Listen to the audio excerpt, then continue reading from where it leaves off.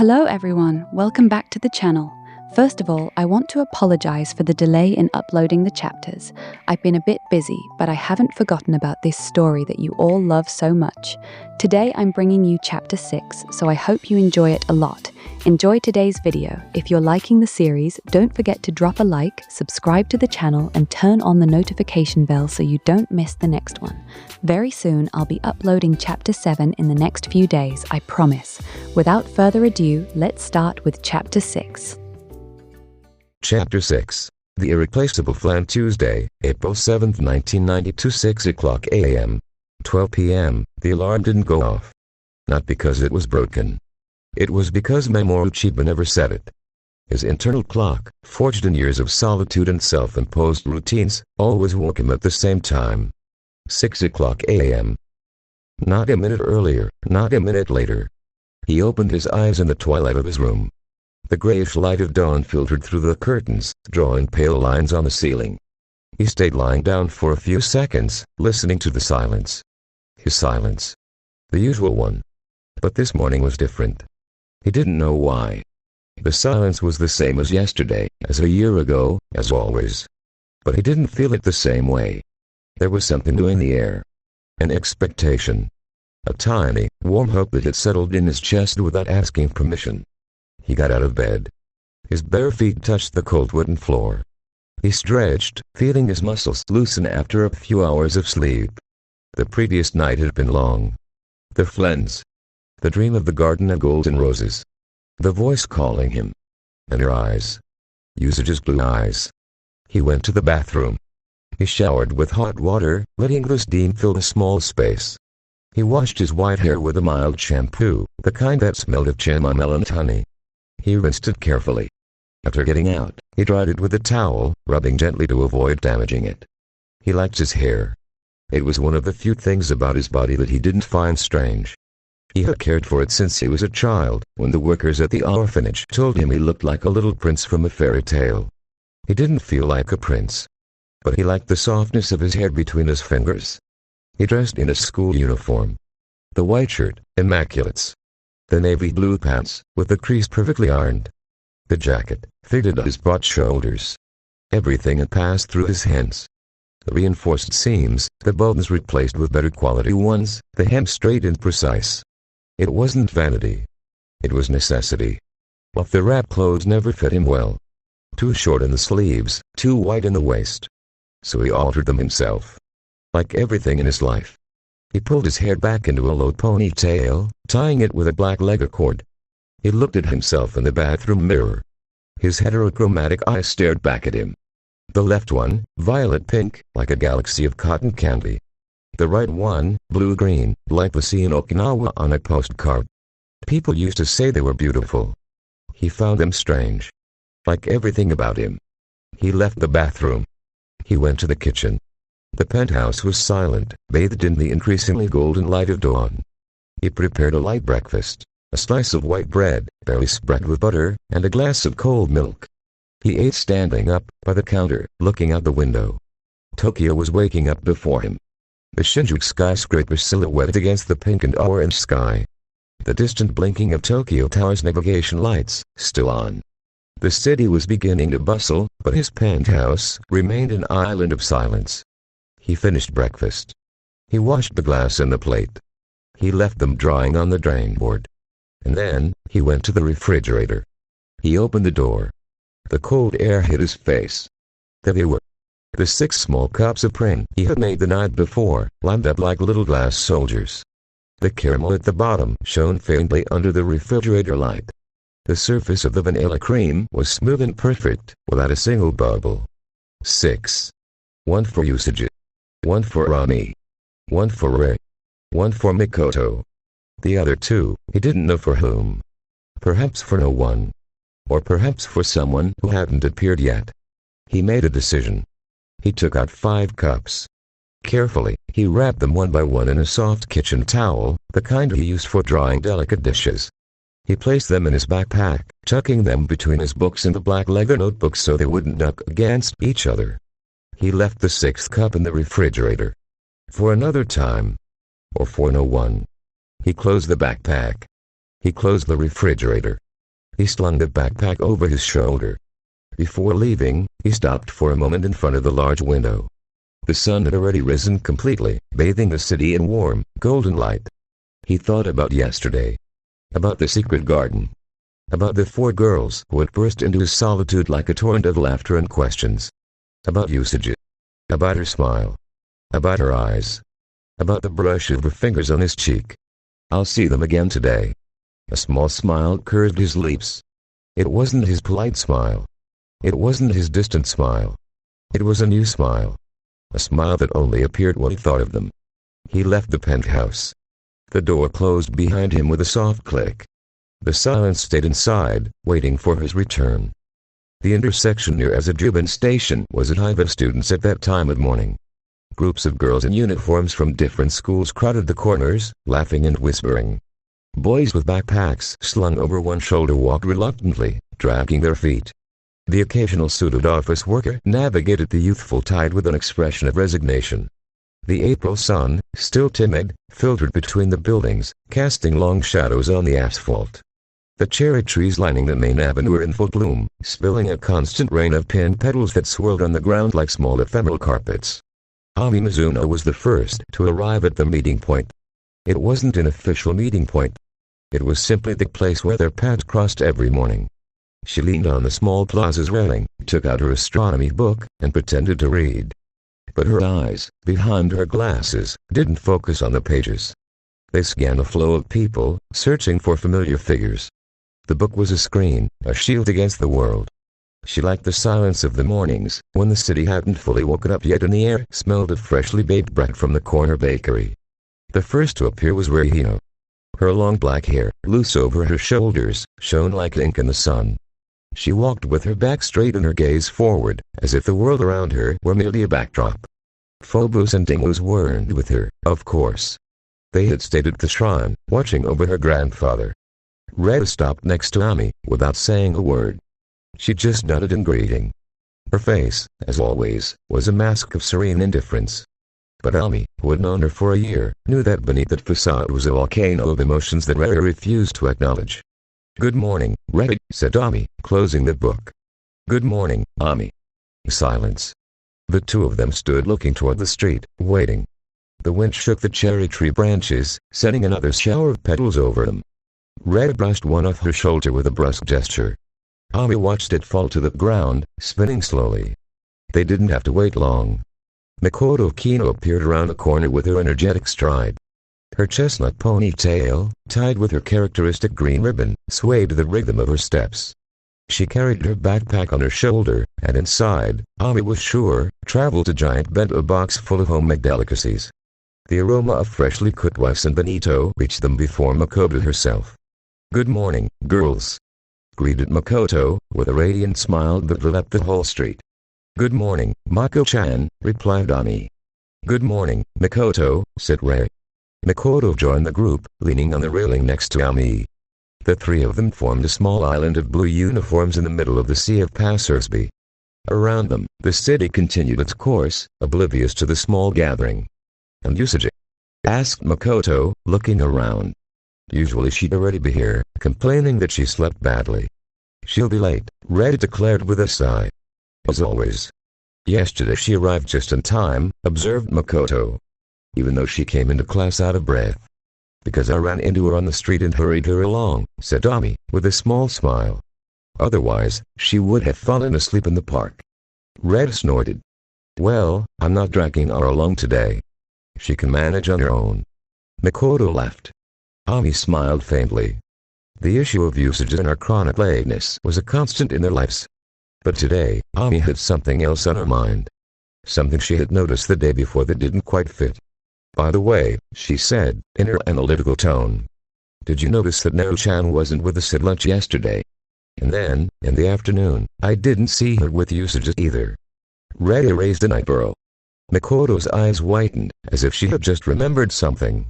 "Oh, that's right," exclaimed Makoto. "I didn't tell you. Yesterday, when I went to the supermarket after class, I ran into Naru. She was with Minho. Holding hands." Silence. Ami blinked. Ri's mouth fell slightly open. "Minho?" asked Ray, incredulous. The one with the glasses and useless facts. The very same, confirmed Makoto, with a smile. Turns out he confessed to her yesterday after class. And she said yes. Their boyfriend and girlfriend. Ami processed the information at lightning speed. Her analytical mind kicked in. Naruo Osaka and Guri Omino. Childhood friends. Compatibility of interests. Moderate. Probability of long-term success. Uncertain. But interpersonal attraction doesn't always follow logical patterns. In fact, statistically, relationships that arise from long friendships have a higher rate of long-term satisfaction. Interesting. It's a statistically improbable union, she said out loud. But not impossible. It seems fine to me, said Makoto, shrugging. Minno was a bit annoying with all the data, but he's a good guy. And Naru seems happy. I saw her smile like never before. Red snorted. Well, that explains why she wasn't with us yesterday. She was with him. I'm happy for her, I suppose. Although I don't understand what she sees in Minno. Love is blind, said Makoto, with a dreamy smile. Or so they say. It also explains why Yusuju was so strange yesterday afternoon, added Ami, thoughtfully. Without her best friend to tell her things, maybe she felt lonelier. Or maybe, she stopped. She didn't finish the sentence. But the other two understood perfectly. Or maybe she found someone else to talk to. The sound of hurried footsteps snapped them out of their thoughts. The three turned their heads in unison. Coming down the street, running as if chased by an army of Yuma, was Yusuju Toshikino. Her buns were crooked, one higher than the other. Her uniform wrinkled, the sailor collar slightly folded. She had one sock half on, bunched around her ankle. But on her face, despite the panting and sweat, shone a smile. A silly, goofy, radiant smile. The smile of someone who has seen a unicorn. Or a prince. Or both. She reached them and leaned on the railing, bended the waist, puffing. Air came out of her in gasps, and her chest rose and fell like a bellows. I'm late, again, she panted. We can see that, said Rhea, in her usual dry tone. And we warned you yesterday. Set your alarm, Yusuju, don't stay up late, Yusuju, but you, nothing. But I couldn't sleep. Protested Yusuju, straightening up. I had really strange dreams. About a garden full of golden roses and a white-haired figure looking at me from afar. And then I fell asleep without meaning to. And then my mother yelled at me. And then the alarm didn't go off. And then, she stopped. Her friends were looking at her strangely. Ami with her analytical eyes, scrutinizing every detail of her face as if she were a laboratory specimen. Rhea with a frown, as if trying to read her mind. Makoto with a knowing smile, as if she already knew something. What? Asked Yusuju, uncertainly. Do I have something on my face? Yes, said Rhea. An idiot smile. What's wrong with you, Adango Atama? You look like a cartoon character. Nothing's wrong with me, murmured Yusuju, looking away and fidgeting with the edge of her skirt. You're a terrible liar, said Makoto affectionately, putting an arm around her shoulders. Come on, spill it. What happened yesterday after we parted? Nothing. Just stuff. Class stuff. Yusuju, intervened Ami, in her soft but firm tone, taking off her glasses to clean them with a handkerchief before putting them back on. Your heart rate is visibly elevated, even for someone who just ran. Your pupils are dilated. And your body language indicates a mixture of excitement and nervousness. Your fingers won't stop playing with your skirt. You're experiencing an intense emotional response. Related to Chiba-kun. The mention of Mamoru's name acted as a trigger. Yusuju blushed to the roots of her buns. The color rose up her neck, across her cheeks, to the tips of her ears. She opened her mouth to deny it, to say no, no way, he was just a classmate. But what came out was, okay. Yes. A little. Well, a lot. Things happened to me. Lots of things. The three friends looked at each other. Then, they looked back at Yusuju. Makoto wrapped both arms around her, giving her a warm hug. Come on, go on. Tell us everything. From the beginning. Don't leave anything out. And Yusuju, cornered by the affection and curiosity of her friends, spilled everything. They started walking toward school, slowly, so Yusuju could talk without choking. The way was long and she had much to tell. Cherry blossom petals continued to fall around them, as if the world wanted to provide a beautiful backdrop for her story. And she talked. She told how, after parting from them, she had wandered aimlessly, thinking about the secret garden, the macarons, Mamora's eyes. How each step took her away from school but brought her closer to something she couldn't name. She told how she had collided with him on a corner. Literally. How his arms had instinctively wrapped around her, creating a warm and safe refuge. How the impact had left her breathless, not from the blow, but from the closeness. How they had stared at each other for what seemed an eternity, and how an elderly woman had called them a lovely couple.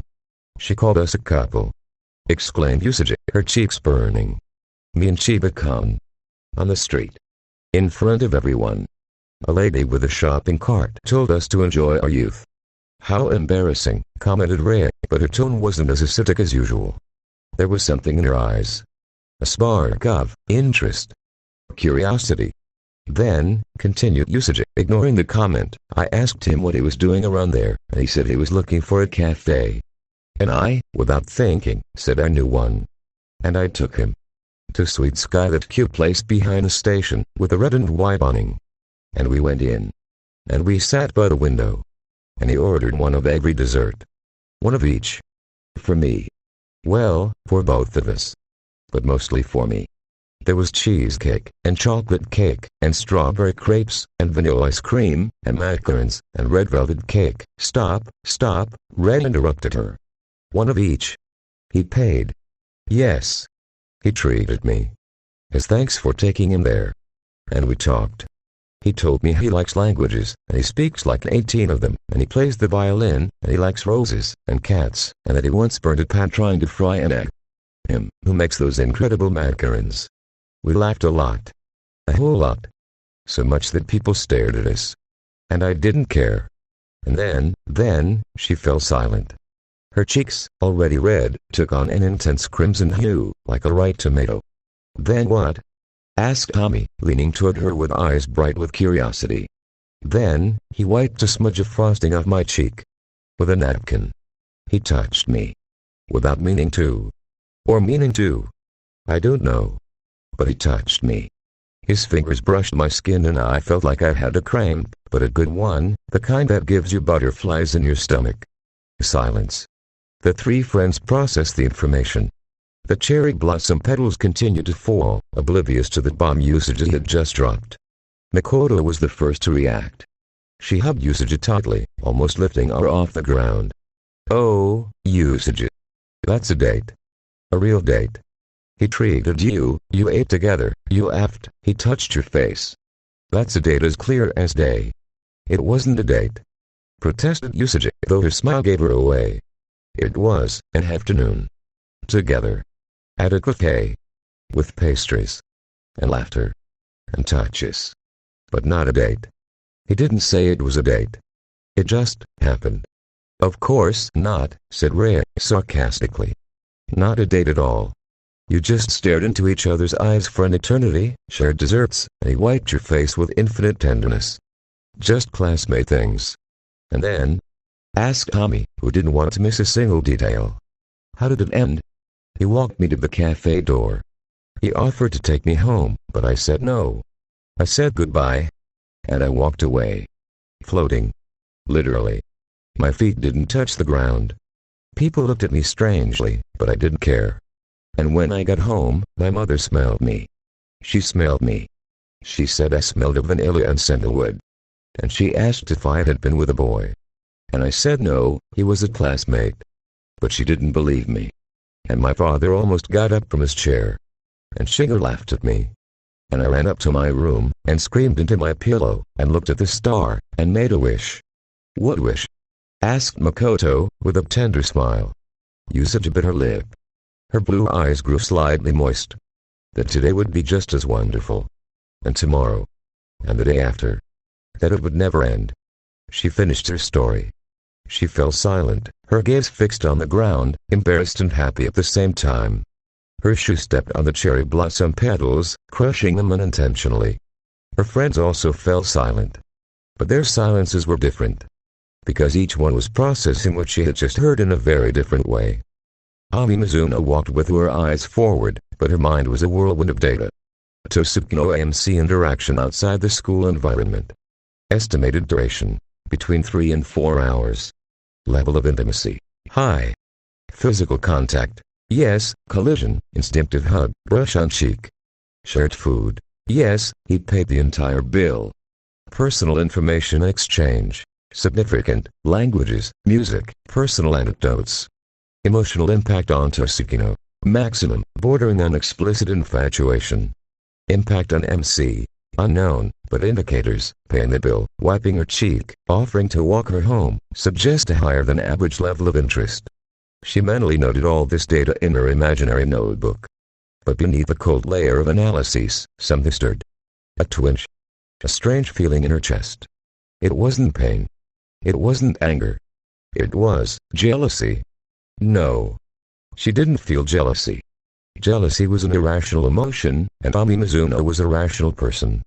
It was just curiosity. Curiosity to know how it would feel if Mamoru Chiba invited her to a cafe.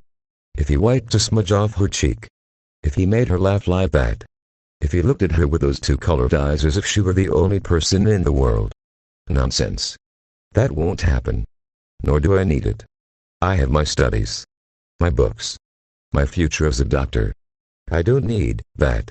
But the twinge was still there. Small. Persistent. Like a pebble in her shoe. She quickened her pace slightly. She didn't want to think about it anymore. But her stubborn mind kept returning to the image of Mamoru wiping Usage's cheek. And she wondered, deep down, what that would feel like. Redehino clenched her fists inside her skirt pockets. A cafe. Alone. Pastries. Laughter. He wiped her face. Wow. How intimate. She didn't care. She didn't care about anything. Mamoru Chiba could do whatever he wanted. He could invite whomever he wanted. He could wipe every cheek in the world. She didn't care. He wasn't her boyfriend. Or her friend. Barely a classmate. A strange boy with two colored eyes and a strange aura. Nothing more. But last night's fire came to mind. The golden rose. His eyes looking at her from the flames. What does all this mean? Why does the fire show him to me? Why can't I stop thinking about his stupid eyes? Why does it bother me so much that he invited Usage and not me? The last question hit her like a bucket of cold water. Why did it bother her? It shouldn't. Usage was her friend. She was happy for her. Really. But a small part of her, a dark, petty part she didn't want to acknowledge, wished that Mamoru Chiba had wiped her cheek instead. Not Usage's. Hers. That he had looked at her with those eyes. That he had made her laugh. Idiot. You're an idiot, Redehino. You feel nothing for him. It's just curiosity about his aura. Nothing more. She quickened her pace, letting the others fall a little behind. She needed air. She needed space. She needed to stop thinking about him. The wind hit her face, fresh and clean, but it couldn't erase the image of his eyes. Makoto Kino smiled tenderly. Poor Usage. She's head over heels in love. It shows in her eyes. In her voice. In the way she touches her cheek every time she mentions the touch. She's so adorable. So pure. So Usage. She was happy for her. Truly. Usage deserved to be happy. Deserved a handsome, kind boy to treat her to pastries and wipe her face. Deserved to have a beautiful story to tell. She wished something like that would happen to her too. She wished some boy would look at her the way Mamoru had looked at Usage. She wished someone would appreciate her cooking, her strength, her tenderness. She wasn't asking for much. Just someone who wouldn't see her as a monster for being tall and strong. Someone who would see beyond. She thought about the onigiri in her backpack. She had made them that morning, with all the love in the world. The rice was perfect, the bonito well mixed with the homemade mayonnaise, the nori seaweed crispy. 6 perfect onigiri. For her. Well, to share. If she dared. Would she dare offer one to Mamoru? After hearing about Usage, she wasn't so sure anymore. She didn't want to intrude. She didn't want to overshadow her friend. But, it was just an onigiri. A friendly gesture. Nothing more. A thank you for yesterday's macarons. That wasn't a declaration of love. I'll see. I'll wait for the right moment. If it comes. She pressed her backpack against her chest, feeling the warmth of the onigiri through the fabric. They were her small hope. her small silent offering. Usage, oblivious to her friend's internal storms, continued floating on her cloud of happiness. Telling them about yesterday had made it all more real, more tangible. As if sharing it with them had made her afternoon with Mamoru more solid, more hers. It was no longer just a memory in her head. It was a story that existed in the world, that other people knew. She was walking, gesturing, recounting for the third time the frosting smudge incident, when her friend stopped dead. "Usage," said Mikoto, in a hushed voice. And then he took the napkin, and he brushed my cheek, and I felt my heart skip a beat, and, Usage. Red interrupted her, urgently. But it was too late. Usage was walking looking backward at her friends, didn't see what was in front of her. Her feet kept moving. Her body followed the momentum of her enthusiasm. And she crashed. The impact was solid. Firm. But not cold like a wall. It was warm. And soft. And smelled of vanilla, sandalwood, something sweet she recognized instantly. Her arms, moved by a reflex that was already becoming familiar, closed around whatever she had hit. A back. Broad. Muscular. Dressed in the navy blue uniform of Juban High School. Mamoru. Time stopped. Usage froze, her arms around Mamoru Chiba's waist, her cheek pressed against his back, her heart beating a mile a minute. Again. It had happened to her again. Was it her destiny to crash into him every time she got distracted? Because if it was, she thought in a fraction of a second, she didn't mind at all. She could crash into him every day. Every hour. Forever. But then, it happened. At the moment of impact, something flew out of Mamoru's hand. A flash of glass in the morning sun. A brief and tragic arc. And a sound. Crash. A sharp, clean, definitive sound. The sound of something breaking. Silence. Usage didn't dare move. She didn't dare let go. She didn't dare look. Her friends, behind her, had turned to statues. Ami had brought a hand to her mouth, her eyes wide open. Ri's eyes were like saucers, unusual for her. Mikoto had held her breath, her face pale. Mamoru turned. Slowly. Very slowly. As if the time around him flowed at a different speed. His heterochromatic eye settled on Usage. And she felt her heart stop. It wasn't the warm gaze of the secret garden. It wasn't the curious gaze of the cafe. It wasn't the amused gaze when he offered her the macarons. It was a cold gaze. Distant. Almost cruel. His eyes, normally so expressive, had turned into two icebergs. The left one, pale pink like a frozen dawn. The right one, grayish-green like a stormy sea. They stared at her fixedly, mercilessly, as if he were judging her for an unforgivable crime. It was the gaze of a fallen angel. The gaze of Lucifer in Kebano's painting, with Usage he had once seen in an art book from the library and had never forgotten. A terrible beauty, distant, unattainable. A gaze that made you feel small, insignificant, guilty. He hates me. He saw that I broke something of his and he hates me. I'm going to die. I'm going to die right here, in the middle of the street, in front of my friends, hugging his waist like an idiot. But then, Mamoru looked away. He turned his head to the side, ceasing to look at her. His eyes settled on the ground. On the puddle of golden caramel and vanilla cream spreading over the asphalt. On the shards of glass glittering in the sun. On the broken cup. On the smashed frame. Usage looked at him. His profile. His tense jaw. His white hair framing a face of impossible beauty. And she felt a lump in her throat. I broke it. I broke his flan. The flan he made himself. With his hands. With his talent. With his love. And now he hates me. He'll hate me forever. He'll never look at me like yesterday again. He'll never treat me to pastries again.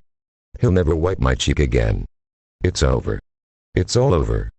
But her friends, behind her, saw something different. Ami narrowed her eyes. Her analytical mind kicked into high gear. His expression changed drastically in less than a second. The transition from neutral gaze to cold gaze was too abrupt, too perfect. The facial micro-expressions are not congruent with genuine anger. The orbicular muscles didn't contract. His forehead is relaxed. The corners of his mouth, though turned down, don't show the tension characteristic of real anger. Hypothesis. Pretense. Conclusion. He's acting. Red tilted her head, observing the scene with her eyes trained to read beyond appearances. Wait a minute. That look, it's too theatrical. Like a no-theater mask. And his shoulders, they're relaxed. If he were really angry, they'd be tense, raised toward his ears. And his breathing, it's calm, steady. He's not upset. He's pulling our leg. A small, barely perceptible smile curved her lips. Idiot. He's messing with us. And Usagi is buying it completely. Makoto stifled an exclamation. Oh, God. Poor Usagi. She's completely buying it. Look at her face, she's about to cry. But, wait. Look at Chiba-kun's eyes. They're not really angry. There's a glint. A glint of amusement. He's faking. It's a joke. Oh, what a relief. And how funny. Poor Usagi. None of the three said anything. They just watched. Waiting to see how far the performance would go. The sun continued to shine. The cherry blossom petals continued to fall. And in the middle of the sidewalk, a white-haired boy was about to give the performance of his life. Mamoru, still not looking at Usagi, knelt down. With theatrical slowness, as if his legs couldn't bear the weight of his grief. The asphalt was cold and hard, but he didn't seem to mind. He contemplated the remains of the prince scattered on the ground. His expression was still one of deep, almost tragic, sadness. His heterochromatic eyes grew moist, shining with a watery light. And then, he spoke. My flan, his voice was a trembling whisper, laden with suppressed emotion. My poor flan. So young. So sweet. So full of promise. Snatched from this world before its time. What cruel destiny has brought you to this bitter end on the cold asphalt? A tear, a single, perfect, shining tear, rolled down his cheek. It fell slowly, leaving a damp trail on his pale skin. Usagi felt her heart shatter into 1,000 pieces. I'm sorry, she exclaimed, finally letting him go and stepping back. I'm so sorry, Chiba-kun. I didn't mean to. I'll buy you another one. 10. As many as you want. I swear on everything I hold dear. Mamoru looked up at her. His heterochromatic eyes, still bright with a tear, looked at her with a mixture of pain and reproach. Bye. Bye. His voice rose, taking on a dramatic tone that echoed down the street. Some passers-by turned to look, but he didn't seem to notice. Tosuke-no-san, do you think this flan could be bought in any store? Do you think it was just any flan? This flan, I made it. With my own hands. With vanilla from Madagascar, specially imported from an ethical plantation where bees pollinate the orchids to the sound of classical music. With eggs from happy hens, raised free-range on the green pastures of Hokkaido, pecking at golden grains and drinking spring water. With milk from cows that listen only to Mozart. With love, Tosuke-no-san. With love. It's irreplaceable. Usagi was on the verge of tears. Her blue eyes had filled with real tears. Her lips trembled. Her hands wrung each other, helpless, like trapped little birds. I'm sorry, sorry, sorry. She sobbed. I'll do anything. Anything. Tell me what I can do and I'll do it. The other three girls were biting their lips to keep from laughing. Ami had covered her mouth with her hand, pretending to have a coughing fit. Redi had turned slightly away, pretending to look at a kimono shop window, but her shoulders were shaking suspiciously. Makoto had bitten the inside of her cheek so hard she almost drew blood, and small tears of suppressed laughter welled in her eyes. Mamoru, oblivious, or not, to the others' reactions, reached into his backpack. With ceremonial slowness, like a priest taking out a sacred relic, he extracted a small cup of cream. Intact. Perfect. The caramel shone at the bottom like a liquid ruby. The vanilla cream was smooth and soft as silk. He held it up, letting the morning sun illuminate it. I'll have to give you this flan, he said, with a sigh of resignation, as compensation for the flan that fell. It's not the same, of course. The other one had a slightly darker caramel, the result of 3 more seconds of cooking. And the vanilla, the other one's vanilla, came from a pot I opened myself with a ceramic knife by the light of the moon. But it will have to do. He held the cup out to Usagi. She took it with both hands, as if it were the Holy Grail. Her fingers trembled slightly. She looked at the cup. She looked at Mamoru. She looked at the puddle of flan on the ground. She looked at her friends, who were making superhuman efforts not to burst out laughing. Huh. Was all she could articulate. Her brain, never the fastest in the world, was making a noise like rusty gears. Mamoru didn't give her time to process. He reached into his backpack again and took out another cup. He handed it to Ami with an exaggerated bow. Mizuno-san. For you. For being a witness to this tragedy. I hope you enjoy it more than the poor fallen flan, whose destiny was as cruel as it was premature. Ami took it with both hands, tilting her head slightly in a polite gesture. Thank you, Chiba-kun. Although I must say the tragedy didn't seem quite so real. In fact, your acting was technically impeccable, but emotionally overacted. A 9 out of 10. Mamoru winked at her, with his green eye, almost imperceptibly. Ami felt a flutter in her stomach, as if a small bird had flapped its wings inside her. She blushed slightly and looked away, concentrating on the cup of print as if it contained the secrets of the universe. He took out another cup. For Ino-san. For you. I know you don't like sweet things, but make an exception for the deceased flan. He would have wanted you to taste it. On his deathbed, his last words were, "Let Ino-san of that sweets are not her enemy." Rei took it with a brusque gesture, trying to maintain her facade of indifference. But her slightly flushed cheeks betrayed her. It's not that I don't like them.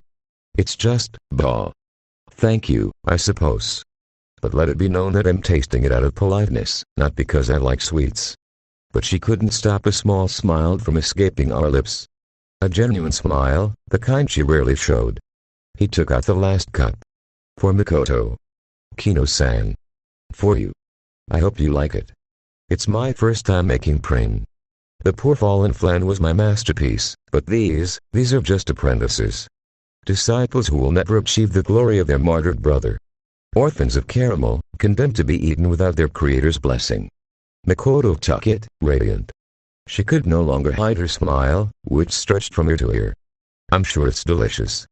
Thank you, Chiba-kun. And don't worry about the one that fell.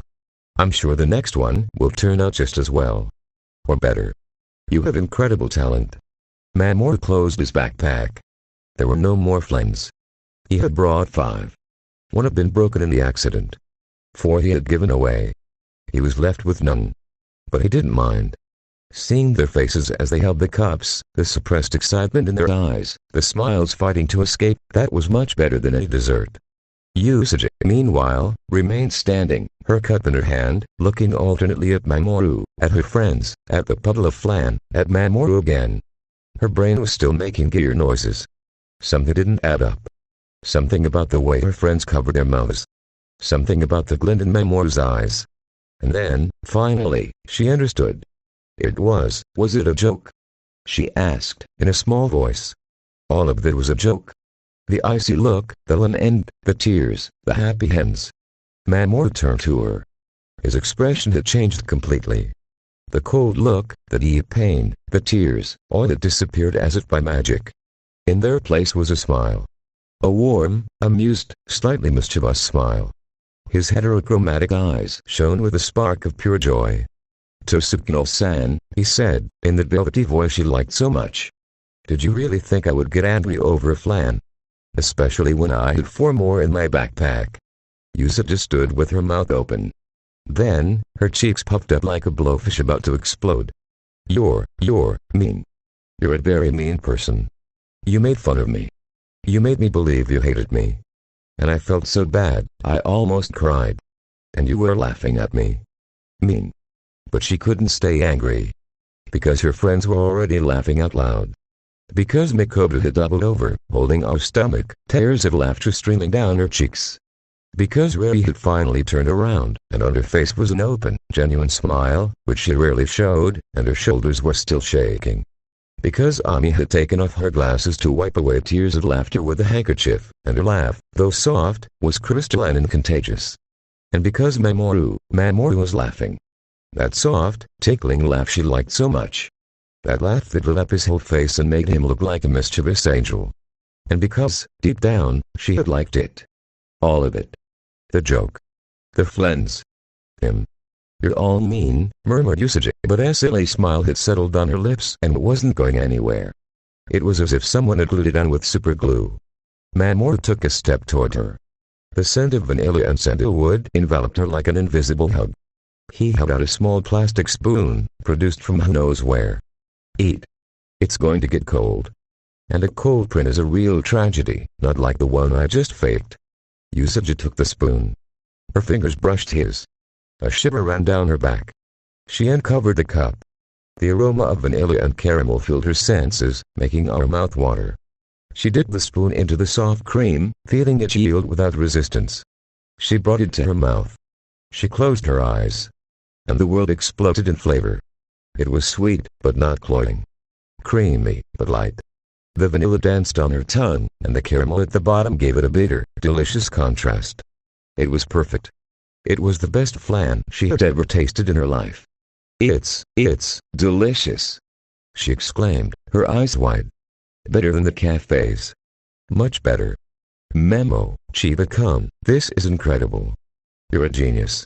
Mamoru smiled, satisfied. A warmth filled his chest. It wasn't vanity. It was gratitude. He liked that she liked it. He liked it a lot. "I'm glad. It was my first time making them. I was a little nervous, honestly. Caramel is treacherous." Makoto had already tried hers. She nodded enthusiastically, her mouth full of cream. "The caramel is perfect. And the texture, so smooth. It melts in your mouth. You have a lot of talent, Chiba-kun. Really. The vanilla ratio is very balanced," added Ami, after taking a small, precise bite. "Not cloying. The sweetness is just right. It's an excellent dessert, both technically and sensorially." "It's good," said Rhea, in her usual dry tone. "For a first try." But she said it without malice. There was even a hint of a smile on her lips. And she was eating the flan eagerly, even though she tried to hide it. Her spoon went back and forth from cup to mouth with a frequency that belied her supposed indifference. The group stood there for a moment, in the middle of the sidewalk, eating vanilla custard with caramel. 5 students from Juban High School, in their blue uniforms, backpacks on their shoulders, and a plastic spoon in hand. People passed by them, oblivious to the small scene unfolding on the corner. Some looked curiously at the group of teenagers eating dessert in the middle of the street. Others smiled nostalgically, perhaps remembering their own high school days. The puddle of smashed flan remained on the ground, a silent reminder of the joke, the shards of glass glinting in the sun. But no one paid it any attention. Because the important thing wasn't the fallen flan. The important thing was the 4 that remained. And the people who were sharing them. "We should go," said Ami, looking at her wristwatch. "We'll be late if we linger." "Right," Mamoru agreed. "Let's go. I don't want Sekiro-sensei to look at me with those disappointed eyes on the second day." And they set off. All 5 together. Mamoru in the center, his backpack now empty of flans, but full of something intangible and valuable. Usagi beside him, walking very close, her half-empty cream cup in her hand and a radiant smile on her lips. Occasionally, their shoulders brushed, and she felt a small electric shock. Ami on the other side, her cup almost intact, savoring it little by little, as if wanting it to last forever. Ran a little further back, trying to keep her distance, but not taking our eyes off Mamoru's back. Makoto bringing up the rear, with a grin from ear to ear, savoring her flan with delight. They were no longer 4 girls walking to school together. They were 4 girls, and Mamoru. Something had changed. Something small, but significant. Like a crack in a wall of ice. Like cherry blossom petal landing on the surface of a pond and creating ripples that slowly expand. The morning sun shone down on them. Cherry blossom petals fell slowly, swaying in a gentle breeze, landing on their heads and shoulders like a silent blessing. The air smelled of spring, of vanilla, of caramel. And of something else. Something new. Something none of them could name yet, but that all of them felt. Something very much like a beginning. Classroom 2 was silent when they entered. Well, not exactly silent. There was the usual murmur of students chatting before classes started. But when the 5 of them crossed the door together, the murmur faded. Some heads turned. Some curious glances settled on them. Mamoru Chiba, the new kid, the mysterious one, the unattainable one, entering the classroom surrounded by the 4 girls from the back. And all of them with a plastic spoon in hand and a half-eaten cup of cream. It was a strange image. And fascinating. Like seeing a lion walking with a group of gazelles. Or vice versa. They sat in their respective seats. Mamoru by the window. The girls in their corner of the back. But they were no longer 2 separate groups. Now they were a single group, divided by the classroom layout, but united by something invisible. something born on a sidewalk, between broken flint and laughter. Miss Haruna entered, with her pink button-down dress, her pink earrings, and her eternal expression of a single woman who has given up on love but not on cats. She carried a stack of papers under her arm. She greeted the class with a professional smile. "Good morning, students. I hope you rested well. Today we will begin with social studies. Open your books to page 42. The first period began. Social studies. The teacher talked about the geography of Japan, the mountains, the rivers, the plains. Her voice was a monotonous hum mingled with the ticking of the wall clock. But none of the 5 paid much attention. Yusuke couldn't stop looking at Mamoru. His profile, illuminated by the light from the window. The sun hit his white hair, making it shine as if woven from silver threads. His upright but relaxed posture. His long, elegant fingers, holding the pen with almost artistic precision. And his smile. That small smile that occasionally appeared on his lips, as if he were remembering something funny. He made fun of me. He made me believe he hated me. And then he gave me a flan. And it was the best flan in the world. What does all this mean? Does he like me? Or does he just find me funny? Oh, I don't know. But I want him to make fun of me again. And give me more flans. And look at me like that, with those eyes. She sighed so loudly that Ami glanced at her. Ami took notes mechanically, but her mind was elsewhere. Her normally precise handwriting was an illegible scrawl. Chiba-kun has a sophisticated sense of humor. The flan joke was elaborate, theatrical, and required great improvisational skill. He also showed empathy by realizing Usage's emotional state and steering the situation toward a positive outcome. He's a fascinating specimen. Every day I discover a new facet of his. And beneath all that analysis, a small voice whispered, "And he's very funny. And handsome. And smells good." And he winked at me. Only at me. Not at the others. At me. She touched her cheek, right where she had felt the warmth when he winked at her. Rhea looked out the window, feigning boredom. Her eyes followed the flight of a solitary bird crossing the sky. But her attention, in reality, was fixed on the desk by the window. Idiot. Putting on the whole show over a flan. Who does he think he is? A kabuki actor? Ridiculous. But she remembered his smile when he handed her the cup. And the gleam in his eyes. And the way he had made everyone laugh. Even her. Okay, he's a little funny. Just a little. And the flan was good. Very good. But it doesn't mean anything. I don't like him. I don't like him at all. He's just interesting. That's all. Makoto drew flans in the corner of her social studies notebook. Flans with smiling faces. Flans with little bows. Flans with small angel wings. Flans that looked like little manga characters. Today has been a good day. We shared flans. We laughed. Chiba-kun joined us naturally. As if he'd always been there. And his flans were delicious. I have to ask him for the recipe. And I have to give him my onigiri. Today, at lunch. I'll dare. For sure. She drew an onigiri next to the flan, and joined them with a tiny heart. Then she blushed and quickly erased it. Mamoru, at his desk by the window, drew in his black leather notebook. He traced soft lines, curves, full of life. He drew a girl with crooked buns, eyes wide open and a spoon in her hand, an expression of absolute happiness on her round face. Beside her, 3 other girls.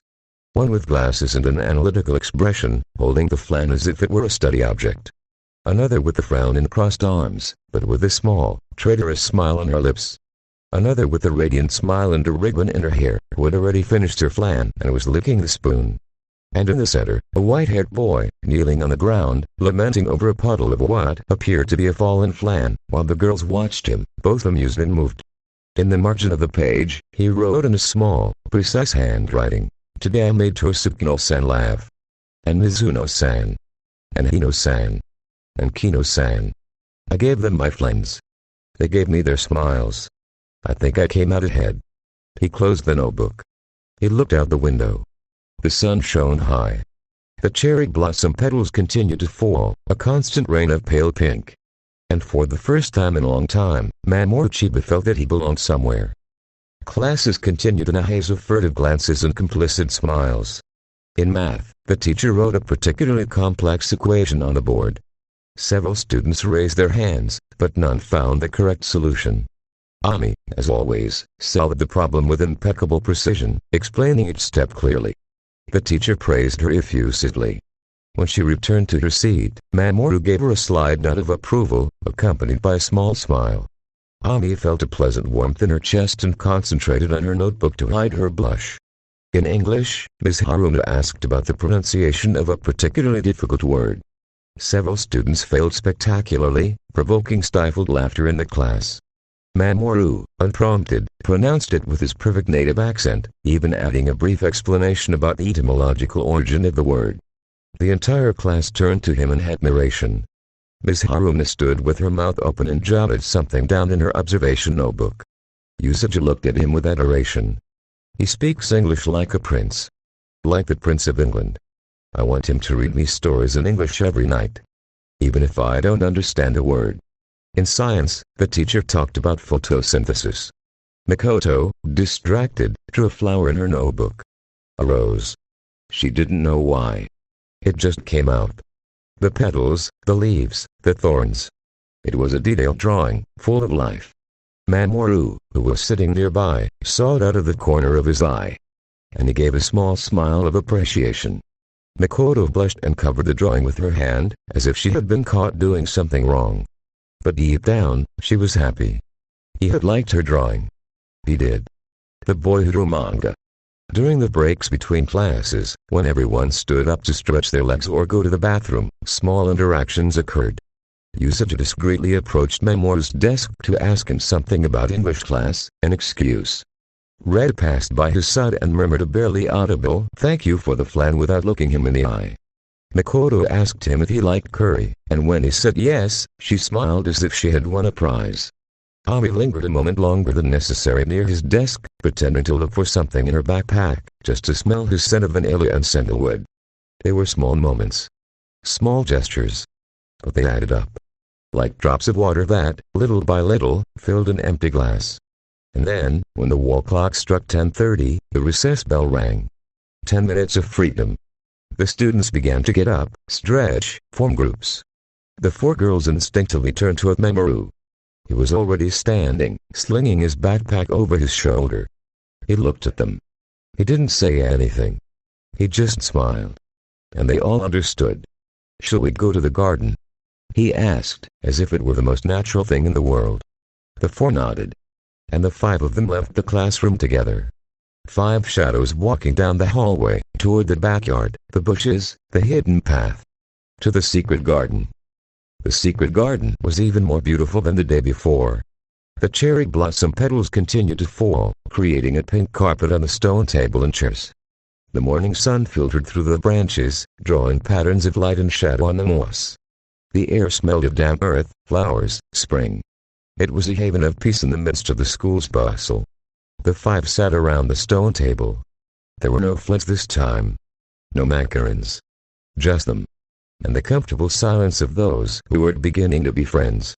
Mamoru used those 10 minutes to get to know them a little better. Not with direct questions. That wasn't his style. He did it subtly, organically, letting the conversation flow. With Mikoto, he talked about cooking. She asked him for the print recipe, and he explained it in great detail. The exact oven temperature, the point of the caramel, the importance of straining the mixture to avoid lumps.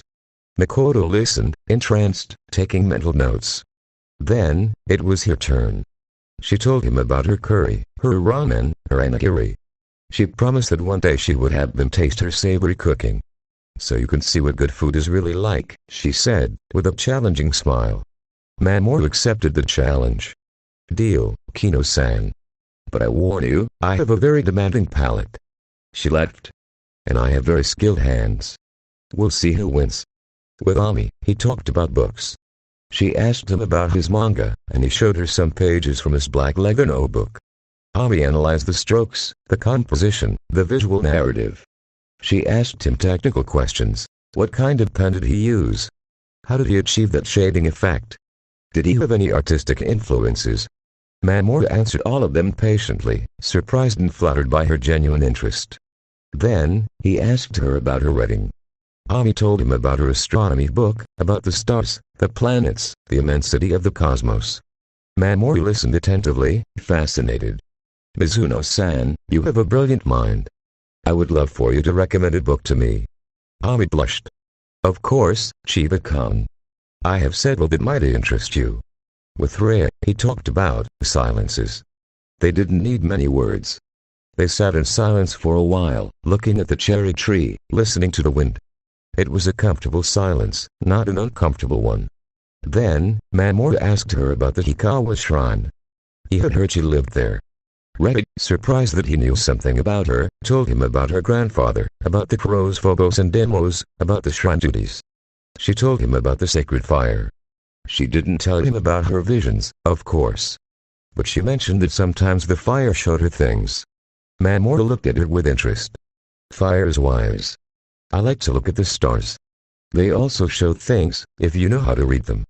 Rei stared at him. There was something in his words. Something that resonated with her. Maybe someday you can come to the shrine. My grandfather makes good amulets. Mamoru smiled. I'd love to, Ino-san. With Usagi, he talked about everything and nothing. About desserts, cats, horror movies, how bad she was at English. Usagi confessed that she had failed the surprise quiz the day before. Mamoru, instead of scolding her or making fun of her, offered his help. If you want, someday we can review together. English isn't so hard once you lose your fear of it. Usagi looked at him with eyes like saucers. Would you do that for me, Chiba-kun? He shrugged. Sure. That's what friends are for, right? The word hung in the air. Friends. Mamoru Chiba considered them as friends. Usagi felt her heart might burst with happiness. Yes. Friends. I'd love that, Chiba-kun. The 10 minutes flew by. The bell rang again, announcing the end of recess. They stood up reluctantly. None of them wanted to leave. But there were classes to attend. We'll come back at lunch, said Mikoto, with a smile. Right, Chiba-kun. Of course, Kino-san. This is our place now. Our place. The phrase resonated in their minds as they returned to the classroom. It was no longer Mamoru's secret garden. It was their place. For the 5 of them. The classes after recess passed in a warm calm. 4th period, Japanese language. The teacher, an older man with thick glasses and a monotonous voice, asked someone to read a passage from a classic novel. No one volunteered. Mamoru raised his hand. The teacher, surprised, gave him the floor. Mamoru stood up and began to read. His voice, deep and velvety, filled the classroom. He read with perfect intonation, respecting the pauses, bringing the words to life. It wasn't just reading. It was an interpretation. The whole class listened in absolute silence, hypnotized. When he finished, the teacher praised him effusively, saying he had never heard a student read with such sensitivity. Usagi melted in her seat. He could read the phone book and it would sound like poetry. I want him to read me stories every night. Ami analyzed his intonation, his rhythm, his perfect diction. He has training. This isn't natural. He's practiced. A lot. Rhea looked away, but her ears couldn't stop listening. His voice gave her butterflies in her stomach. Mikoto smiled, simply enjoying the pleasure of hearing a beautiful voice read a beautiful text. 5th period, social studies, continued. The teacher talked about the geography of Japan. She mentioned the mountains of Hokkaido, its green pastures, its cool climate. Mikoto, without thinking, remembered Mamoru's joke and whispered to her friends, that's where Chiba-kun's happy hands live. The ones pecking at golden grains and drinking spring water. The 4 girls burst into stifled laughter. Usagi had to cover her mouth with her hand to keep from letting out a guffaw. Ami bit her lip. Red snorted, but a smile danced on her lips. Mikoto was red from suppressed laughter. Mamoru, from his desk, heard them. They smiled. The teacher looked at them strangely, not understanding what could be so funny about the geography of Hokkaido. But she said nothing. It was 5 minutes to 12. The wall clock ticked slowly. The minutes dragged on. Everyone was waiting for the same sound. The lunch bell. And then, finally, it rang. 12 chimes noon. The students began to pack up their things, take out their bento boxes, form groups. The classroom filled with noise, laughter, the aroma of home-cooked meals. End of chapter. Esta parte não importa, é solo para que ela dia nos corte lá nada y seis complete. With this, we reach the end of chapter 6. Wow, what an exciting chapter full of surprises. My heart is still racing after everything that happened. I apologize once again for the delay, but I swear chapter 7 is coming very, very soon in the next few days. You won't want to miss it. If this chapter blew your mind like it did mine, give it a huge like, subscribe to the channel, and turn on the notification bell to stay updated with everything. Your support motivates me so much to keep going. Thank you from the bottom of my heart for being here and living this adventure together. I adore you all. Bye bye. Deixa tudo acontecer, deixa tudo acontecer. Hoje a noite é pra gastar tudo que a gente quiser. Bebe, bebe, depois desce.